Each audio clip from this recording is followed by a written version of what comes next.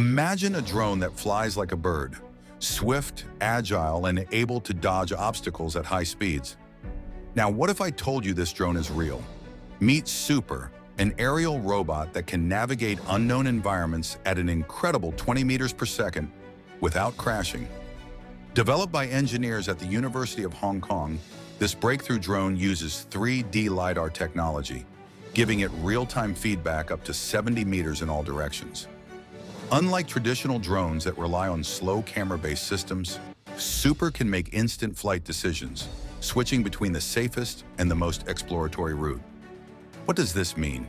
It can dodge power lines, maneuver through dense forests, and even track moving targets, all without human control. The best part, it works in complete darkness. During tests, Super outperformed commercial drones by avoiding obstacles as thin as 2.5 millimeters. That's thinner than a pencil. With applications in search and rescue, law enforcement, and even military operations, this drone could change the future of autonomous flight. So do you think drones like Super will become a part of everyday life?